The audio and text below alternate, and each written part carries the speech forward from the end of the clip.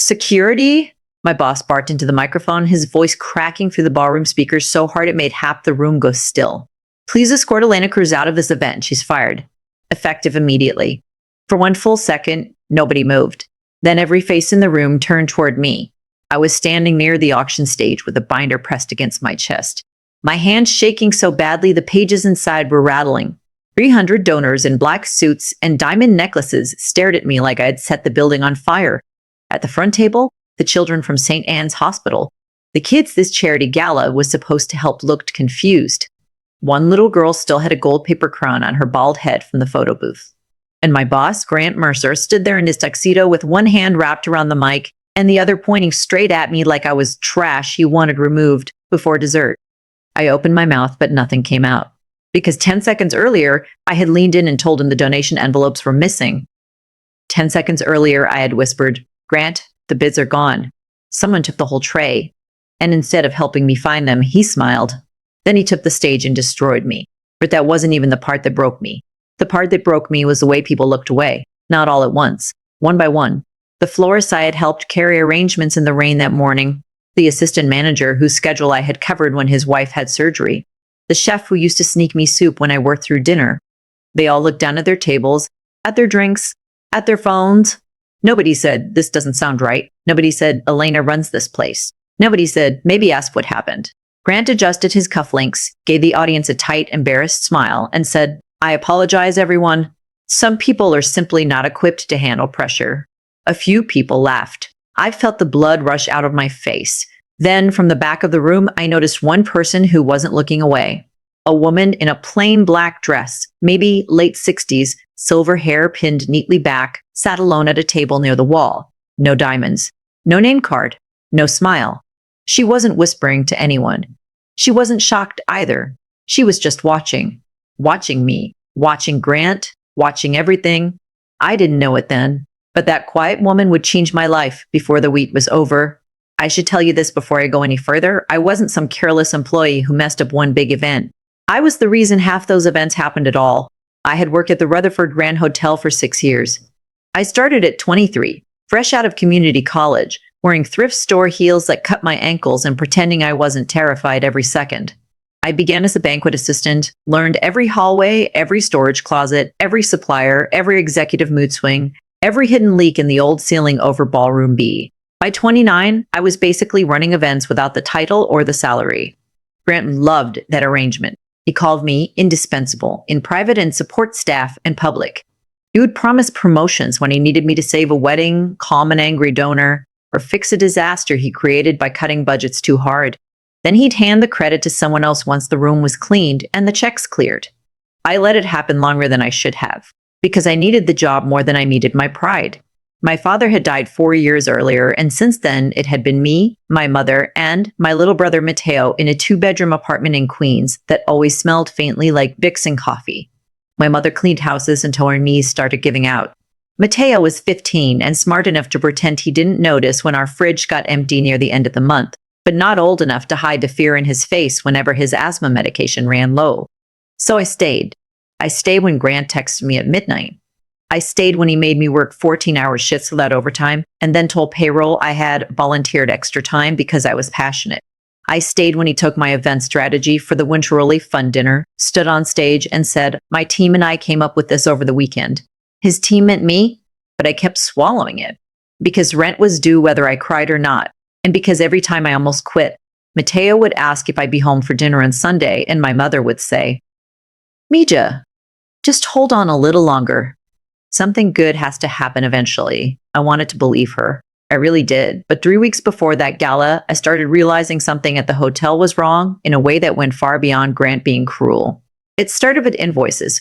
I was reviewing vendor payments for the St. Anne's Children's Charity Gala because that event was mine from top to bottom guest list. Sponsors, auction flow, decor, donor check-in, everything. Brett barely glanced at it until he saw which politicians and hospital board members were coming. Then suddenly, he was hovering over my shoulder every day, making last-minute changes that made no sense. He cut 2 trained security staff and replaced them with temp workers. He changed the AV company to a cheaper one I'd never used. He removed one of the hospital trustees from the head table and told me to seat a private guest there instead. And then I found a catering supplement invoice for $12,000 from a company I didn't recognize. No address, no proper tax information, just a name, M. Stone Consulting. I brought it to Grant's office. He didn't even look up from his laptop when I placed it in front of him. "What is this?" I asked. "An invoice?" he said. "I know that." "For what?" He leaned back slowly, like I was a child interrupting him during something important. "Elena, do you want to grow here?" I remember blinking. "What does that have to do with this?" "Everything. There are moments when smart employees learn when not to ask questions. I should have pushed harder then. I should have photocopied everything and walked straight to corporate. But fear makes people do stupid things. And I was tired. Tired people start hoping problems will fix themselves. They don't. A few days later, I saw Grant in the service corridor arguing with Vanessa from finance. He didn't know I was around the corner. "She notices too much," Vanessa hissed. Grant answered, "That's why she's useful. People trust her." I froze. Then footsteps came my way, and I slipped into the linen room before either of them saw me. I stood there between stacks of pressed napkins, holding my breath so hard my ribs hurt, while one ugly thought settled into my chest. If they were doing something dirty, my name was close enough to touch it. I didn't know how close until the night of the gala. That whole day felt cursed from the start. One of the floral deliveries arrived late because Grant had approved the wrong loading dock slot. The replacement AV crew couldn't find their own table cases. A donor's assistant kept calling because the seating had mysteriously changed again. And that quiet older woman? She arrived alone before check-in even officially opened. No entourage, no fuss, no demands. I went over to greet her because the front desk was backed up and everyone else was panicking. "Good evening," I told her. "I'm Elena. I handle events. Are you at the Hawthorne party?" She looked at my name tag first, then my face. "No, I'm here as a guest. I don't see your card yet, but don't worry. I'll find your seat." Most people in rooms like that treated staff like part of the wallpaper. She didn't. She said, "You look like you haven't sat down all day." I almost laughed. That obvious? Only to someone who's done it. There was something calm about her voice. Not sweet, not cold either. Just steady. I found her a place near the back while I sorted out her registration issue. Grant saw me helping her and snapped, "Why are you wasting time back there? Table 1 needs fresh programs." "She wasn't on the list," I said. "I'm fixing it." He glanced at the woman, then at me, like he was annoyed she existed. "Then sit her anywhere. She is obviously not a priority." The woman heard him. She didn't react. But I did. I said quietly, "Every guest here is a priority." Grant's jaw tightened. "Do not correct me tonight." I backed off. But I saw the woman watching both of us, and something in her expression changed. I should have trusted that moment more than I did. By 7:30, the ballroom looked perfect from the outside.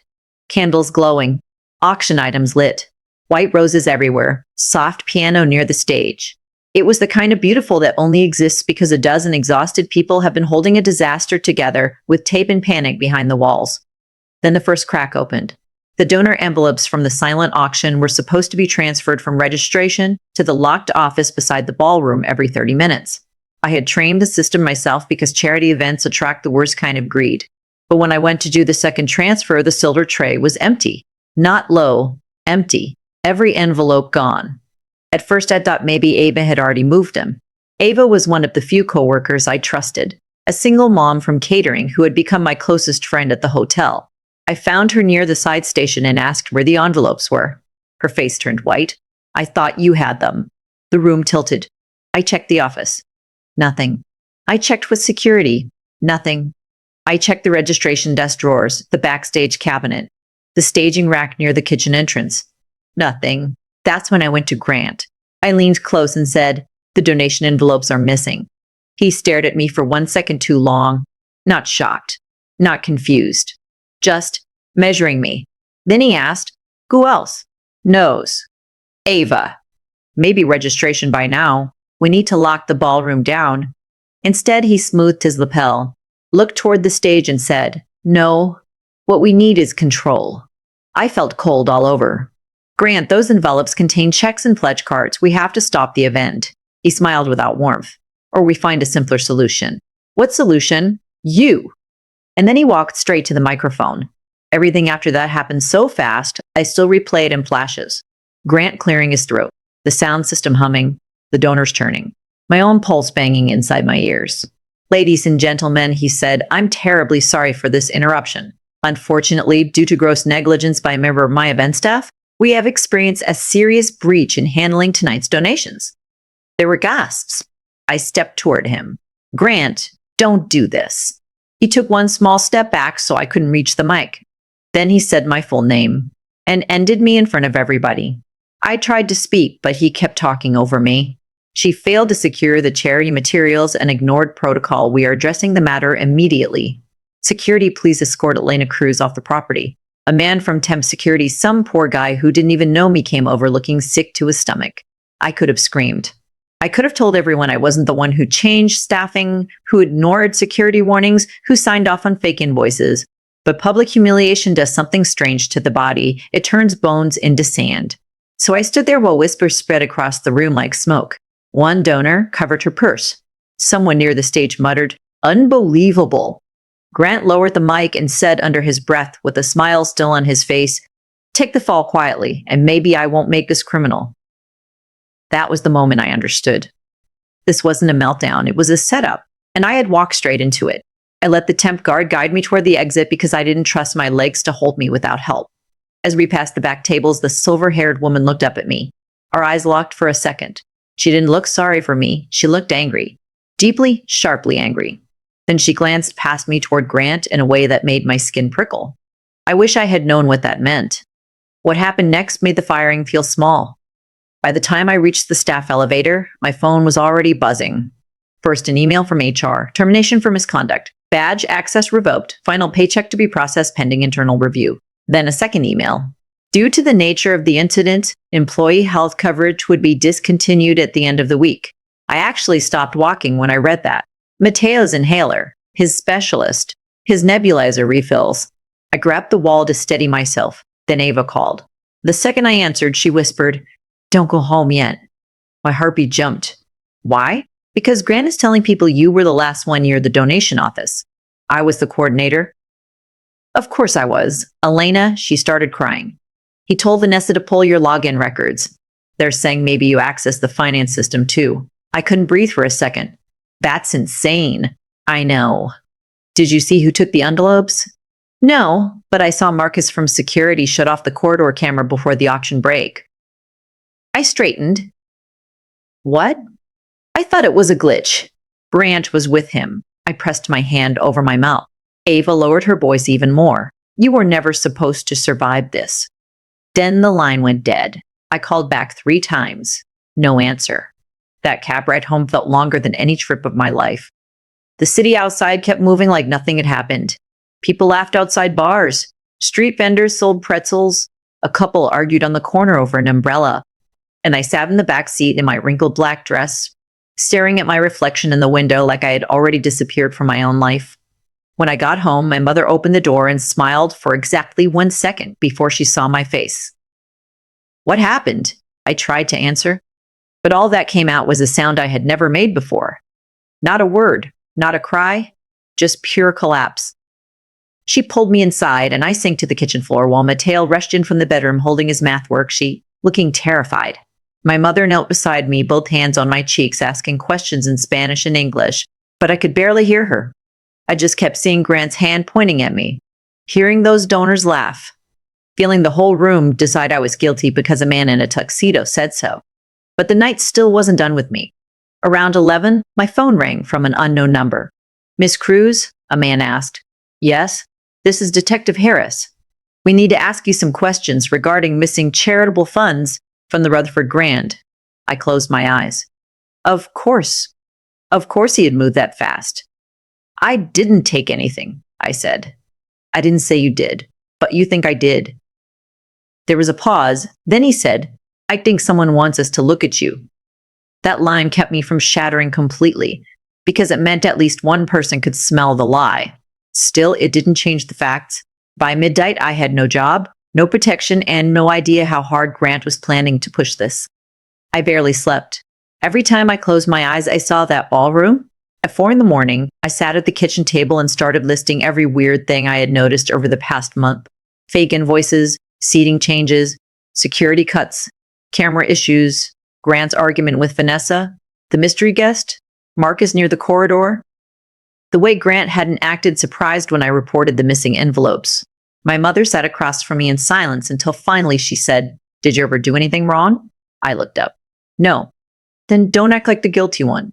Simple words. Hard truth.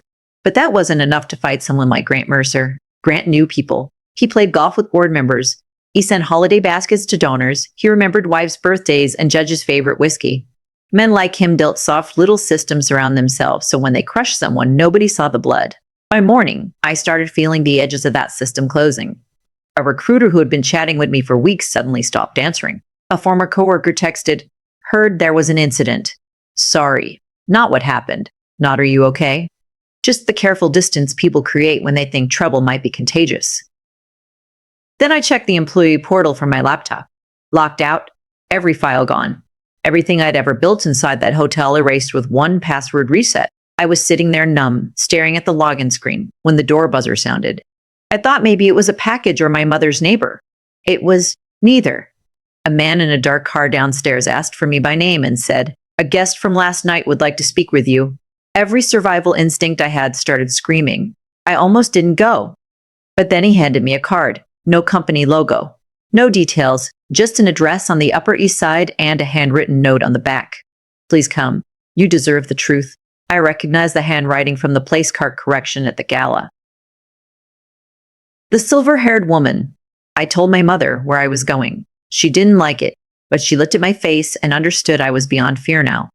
I was running on something colder. Need. The address led to a private townhouse with a brass door knocker and security I definitely could not afford to joke with.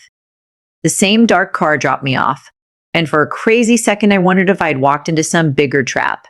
Then the door opened, and the woman from the ballroom stood there in a cream sweater and slacks, no makeup, no event smile. Nothing fancy except the kind of quiet confidence money can't fake. "Come in, Elena," she said. I stepped inside slowly. "Who are you?" She held my gaze for one beat, like she knew exactly how much depended on the next sentence. "My name is Catherine Vale." The name hit me so hard I actually stopped breathing. Vale, as in Vale Hospitality Group, as in the family name on the hotel, as in founder, owner, legend. Catherine Vale hadn't attended a public event in years. People at the Rutherford talked about her like a ghost with stock options. Half the newer staff thought she was dead, and I had seated her at a back table because Grant called her unimportant. I stared at her. "You're kidding. I'm not. You were at the gala, watching." "Why?" Her expression changed. "Because I received 3 separate letters over the last 2 months claiming the Rutherford had become dangerous for employees and dishonest with funds. The board dismissed them as bitterness from former staff. I did not." I sank slowly into the chair she pointed me toward. She continued, "I attended quietly because people show you who they are when they don't think you matter. And Grant showed me plenty. I didn't know whether to cry, laugh, or throw something." Catherine sat across from me and slid a small digital recorder onto the table. "I was not close enough to hear every word at the gala," she said, "but I did hear some, including you telling Grant the donation envelopes were missing, including him asking who else knew, and including him saying after he stepped away from the microphone, 'Take the fall quietly and maybe I won't make this criminal.'" My heart slammed against my ribs. "You recorded that?" "I record every private visit I make to my own properties." That was the first time in nearly 12 hours I felt something besides panic. Hope. Small. Dangerous. But alive. Then Catherine said, "Unfortunately, humiliation is not the same thing as proof of theft." And hope turned complicated. She wasn't here to comfort me. She was here because she smelled rot. "I need evidence," she said. "Not just of misconduct, of fraud." I leaned forward. "I think Grant's been moving money through fake vendors, and I think he used me to cover it." Catherine nodded once, almost like she had expected that. "Tell me everything." So I did. The invoices, the security cuts. Vanessa from finance. Marcus shutting down the camera. Grant's obsession with controlling that gala. The strange line I overheard, "She notices too much. That's why she's useful." Catherine didn't interrupt. She just listened, asked sharp questions, and occasionally wrote one word in a notebook: names, times, systems, access. When I finished, she folded her hands and said, You understand that if you help me pursue this, Grant will become more dangerous, not less. He already called a detective. Yes, which means he's moving fast. I swallowed hard. Then we move faster. For the first time, she smiled. It wasn't warm exactly, it was proud. And then everything changed again. Catherine arranged for one of her private auditors to start pulling archived financial records while I tried to reach Ava. No answer. Then Catherine made one call I wasn't allowed to hear, and 20 minutes later, she had confirmation of something ugly. The corridor camera outside the donation office had indeed gone offline for 8 minutes during the gala. 8 minutes. Long enough to steal a tray of envelopes. Long enough to build a story around me. Not long enough to be random. We also learned something else.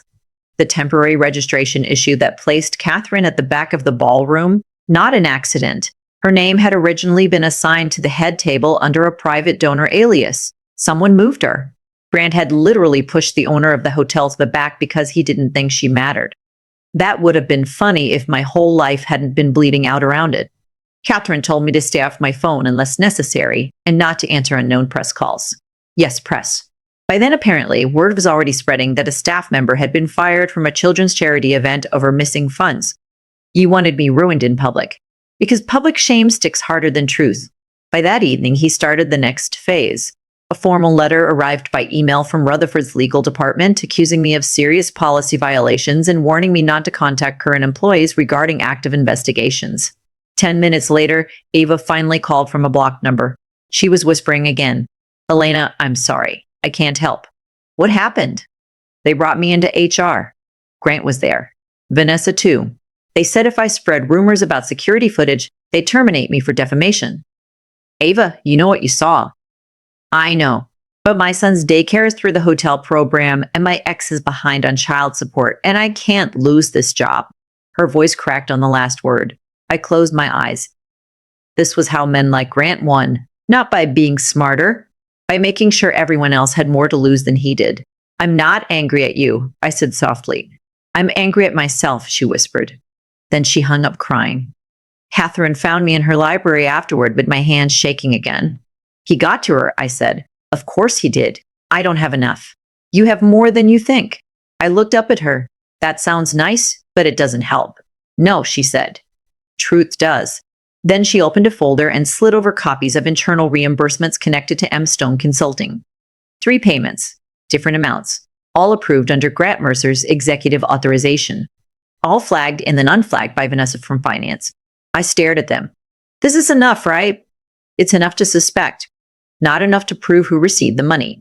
I hated how close that felt. Like standing at a locked door while hearing the answer on the other side. That night I went home for the first time since meeting Catherine because Matteo needed me. He had tried to act tough all day, but when I sat beside him on the couch, he leaned into me in a way he hadn't done since he was 10. Are we going to be okay? He asked. Kids always know the real question. I brushed his hair back. Yeah, he looked straight at me. Don't lie because I'm little. I'm not that little. My throat tightened. No, I admitted. I don't know yet.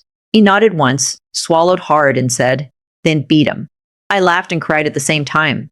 My mother, standing in the doorway, crossed herself. But the next morning, the fight got uglier. Detective Harris requested an in-person statement. I went with Catherine's attorney, which I never thought would be something I'd say in my life. Harris was careful, not cruel. He showed me still images from hotel security me near the donation office, me carrying the binder, me walking backstage. A perfect little trail. Then he showed me a system log showing my employee credentials used to access the finance terminal at 8:14 p.m. I was on the ballroom floor at 8:14, I said. Can anyone confirm? Yes. Half the room. He gave me a look that said half the room saw a scandal, not a timestamp. Then he leaned closer and lowered his voice. Off the record, this case smells managed. The problem is, smelling it and proving it are not the same thing. That line stayed with me. Because it was the whole story. Everyone could smell the lie. But the lie was dressed better than I was. When we got outside, Catherine's attorney took a call and stepped away. I stood on the courthouse steps feeling wrung out and dirty. Catherine looked at me and said, "You're still standing." Barely. That still counts. I almost smiled. Then my phone buzzed. It was the pharmacy. Matteo's inhaler refill had been rejected due to insurance termination. For a second, the city noise disappeared. I thought, This is what losing really looks like. Not the ballroom, not the firing. This. Watching your family pay for someone else's cruelty. I must have changed expression because Catherine asked, "What happened?" I told her. She didn't say a word. She just made a call, spoke quietly, and by the time we reached her car, the prescription had been covered through a private account. I stared at her. "You didn't have to do that." "Yes," she said, "I did." "Why?" She turned to me fully then, and her face softened in a way I hadn't seen before. "Because powerful men count on immediate suffering. They know that if they hit hard enough, honest people stop fighting just to survive the weak." I looked away before I started crying again. She added, "I am not helping you because I pity you, Elena. I'm helping you because he picked the wrong woman to destroy in front of me." That sentence lit something in me I thought had died in the ballroom. Not confidence. Not yet. Something more basic. Refusal. But the worst truth was still waiting. Later that afternoon, Catherine's auditor found a dead end in the digital trail around M. Stone Consulting. Every file routed to a proxy address. Every payment washed clean by layers of approvals. Professional enough to suggest Grant wasn't just greedy. He'd done this before. I kept thinking about the way he'd said, "Take the fall quietly." Like practice. Like habit. That evening, while I was going through old event folders at home, my mother came out of her bedroom holding a manila envelope. "I forgot this came last month," she said. "It was in the drawer with your father's papers." I frowned. "What is it?" "No idea. It had your name on it." I opened it at the kitchen table. Inside was a small flash drive and one folded note in handwriting I recognized immediately. Ava's. "If anything happens to me or they force me to stay quiet, this is from before the gala. I made copies. Don't trust hotel computers." My pulse spiked so hard I had to grip the table. I plugged the drive into my old laptop. At first, there were just spreadsheets, vendor lists, invoice copies, reimbursement chains, then a folder labeled archive, then another labeled ASEF, slam means, then one final audio file, unnamed. I clicked it. Vanessa's voice came first. Clear, nervous. "We can't keep using her credentials. It's too risky." Grant answered, calm as ice. "That's exactly why it works. She's the one person nobody expects to fight back publicly." Vanessa said, "What if she goes to corporate?" Grant laughed. Then he said the words that made my whole body go cold. "By the time she understands what happened, she'll be the thief, just like her father was the liability." I stopped breathing. My father. I replayed it again, just to make sure I hadn't imagined it. He said it exactly the same way, like my father was a problem already solved. My mother must have seen my face because she whispered, "What is it?" I looked at her, barely able to form the words. "Did Dad ever work at Rutherford before he got sick?" Her expression changed so fast it frightened me. "Yes," she said slowly, "years ago." "Why? Did he leave because of Grant Mercer?" She sat down. And for the first time in my life, I saw fear on her face that had nothing to do with money. "He never told you?" she asked. "Told me what?" My mother pressed her hands together so tightly her knuckles went white. "Your father worked maintenance there. Toward the end, he kept saying a manager was cutting corners, safety inspections, worker hours, missing overtime. He wanted to report it. Then there was an elevator accident in a service shaft.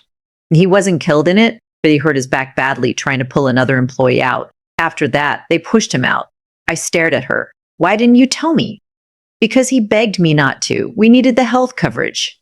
He thought if we kept quiet, they would at least process his claim fairly." "Did they?" Her silence answered for her. I felt like the room had no air left in it. Grant hadn't just set me up. He had touched my family years before I even understood his name. What I learned next hit even harder. On the flash drive was one more scanned file, an internal incident note signed by my father, Gabriel Cruz, documenting disabled safety alarms and payroll discrepancies. Status: unresolved. Forwarded to regional manager. That regional manager's name sat at the bottom of the page like a stain. Grant Mercer. That was the moment the story stopped being about one humiliating night. It became war. I called Catherine immediately. She came to our apartment herself within an hour, bringing her attorney and a forensic tech. I played the audio in front of all of them. Nobody spoke until it ended. Then Catherine asked quietly, "May I see the incident report?" She read it once, then again slower. I watched grief and rage move across her face in silence. "This never reached me," she said at last. My mother, voice shaking, asked, "Would it have mattered?" Catherine looked at her for a long second before answering, "Yes." That one word broke something open in the room. Because maybe it was too late for my father. Maybe systems had failed, and powerful people always found ways to explain their blindness. But she didn't hide from it. She didn't defend the company. She didn't offer polished nonsense. She simply looked at the evidence and let the truth wound her. Then she stood up and said, "We end this now." I wish ending men like Grant Mercer were that simple. It wasn't. By the next morning, he had already moved again. A gossip site posted an anonymous item about a disgraced event coordinator under investigation for donor theft. My old college friend sent it to me with a message that just said, "Is this you?" At the same time, Rutherford's corporate communications released a bland statement about isolated misconduct and full cooperation with law enforcement. He was trying to seal the story before Catherine could expose the bigger one. So Catherine did something Grant never expected. She called an emergency donor meeting at the Rutherford Grand for the following evening under the pretense of a transparency announcement regarding the gala funds. Board members were required to attend. Key donors were invited. So were select members of the press. Rand, thinking he could control the room again, agreed. He had no idea Catherine would be in that room as herself this time. The whole day leading up to that meeting felt like the edge of a storm. I barely ate. My stomach was in a knot. Catherine's team prepared packets.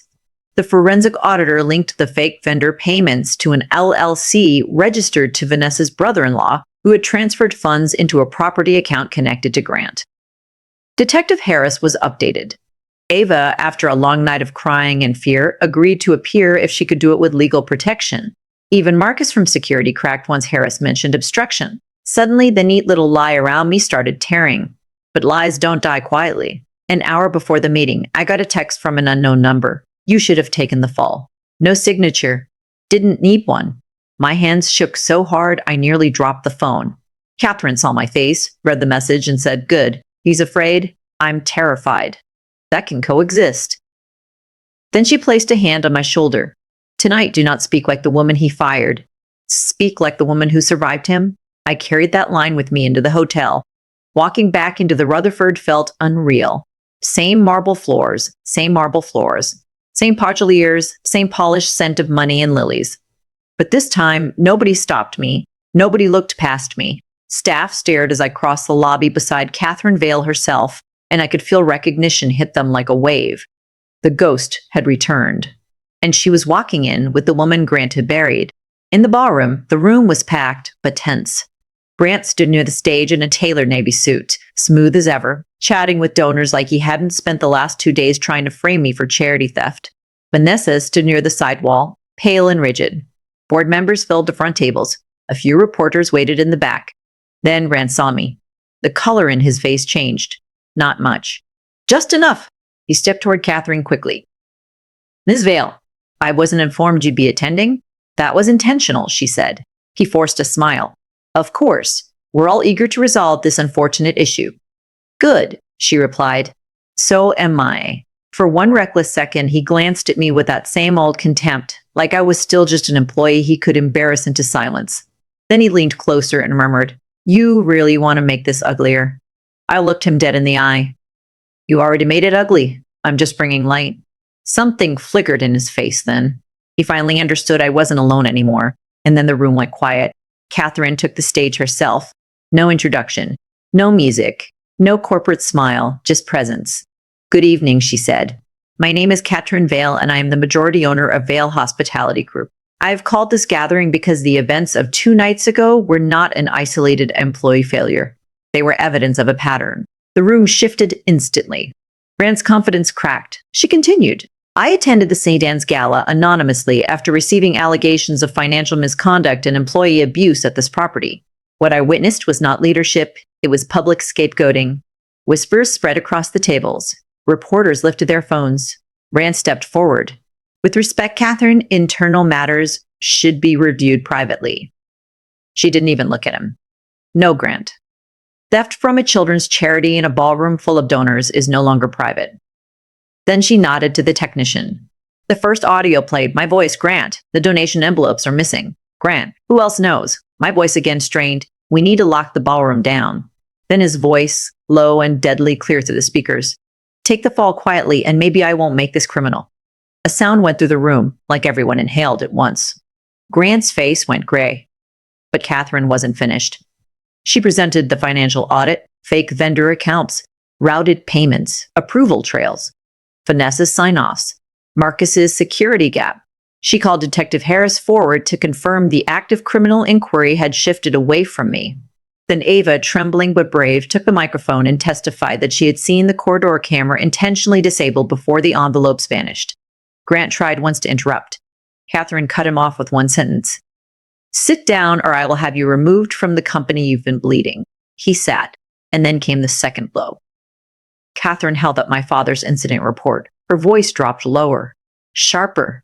This document, filed years ago by former employee Gabriel Cruz, raised concerns about safety violations and payroll discrepancies connected to management at this property. It was marked unresolved and buried. The same management figure named in that report later oversaw the termination and attempted criminal framing of Gabriel's daughter. Every eye in the room turned toward me. My legs felt weak, but I stood. Not because I wanted attention, because for the first time the truth had room to breathe. Grant sprang to his feet then, desperate now. "This is absurd," he snapped. "An old maintenance complaint and one disgruntled employee do not prove theft." Catherine looked at him. "Then perhaps the bank transfers will." The screen behind her lit up with the final forensic chart: funds from M. Stone Consulting moving into an LLC, then into a real estate account registered under a trust connected to Grant Mercer. The room exploded. People were talking over one another. Donner stood up. Vanessa started crying openly. A reporter near the back said, "Oh my God," without even pretending not to. Grant looked around like the walls were closing in. Then he did what men like him always do when the charm finally dies. He turned vicious. He pointed at me and shouted, "She wanted my job. She's been jealous for years. She manipulated this whole thing because she couldn't handle being disciplined." I don't know what he expected. Maybe that I'd flinch. Maybe that old shame would come back and save him. Instead, I walked forward. Every sound in the room faded. I stopped 3 feet from him and said, clear enough for every microphone to catch it, "You didn't fire me because I failed. You fired me because I saw what you were doing." He opened his mouth. "I didn't let him. You stole from sick children. You stole from workers. You used my name, my labor, and my father's silence because you thought people like us would always stay scared." He laughed once, ugly and weak. "People like you?" "Yes," I said. "The ones who keep places like this standing while men like you take bows." Nobody moved. Nobody breathed. I felt every bruise of the last 6 years in my throat, and I let them all out. "You humiliated me in public because you thought public shame would make me fold. You counted on rent, medicine, fear, and exhaustion doing your work for you.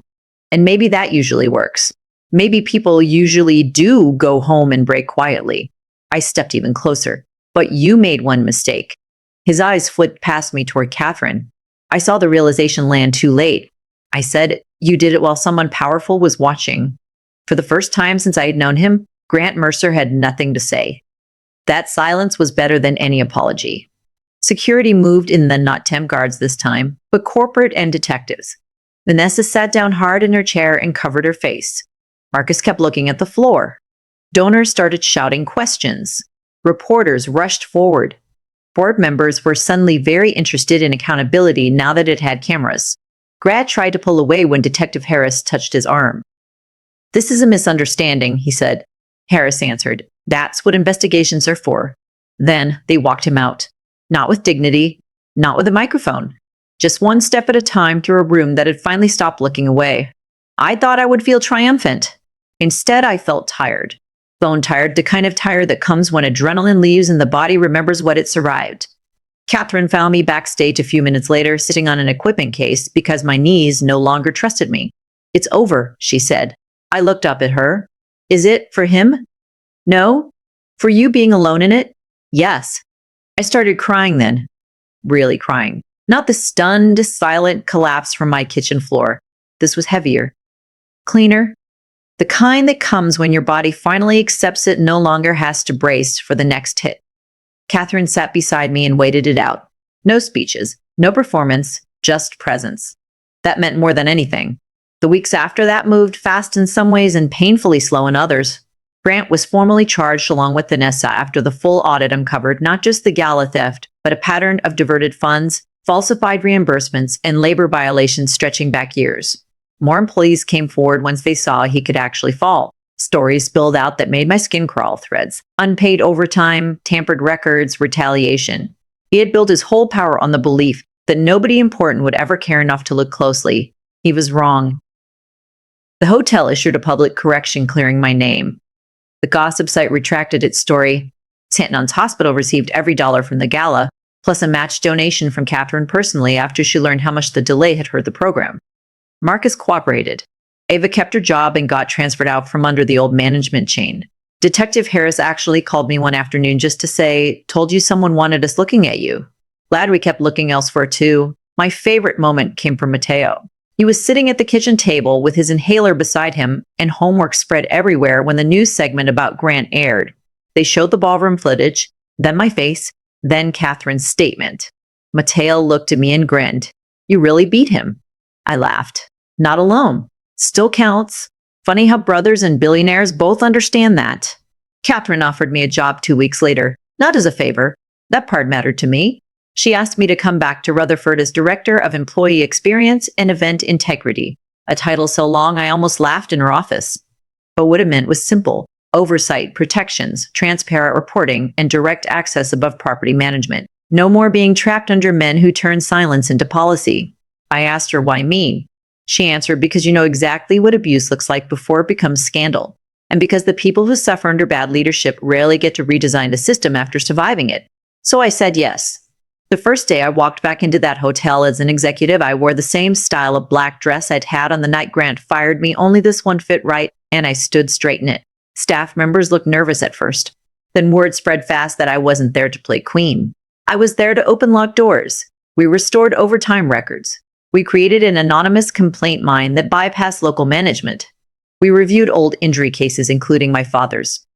Catherine authorized a compensation fund for workers whose claims had been buried or denied under prior leadership. When I signed the approval memo for the Gabriel Cruz Safety Training Scholarship for maintenance staff, I had to sit alone in my office for a minute because my hands wouldn't stop shaking. My mother came to the dedication ceremony in a navy blouse she only wore for church and funerals.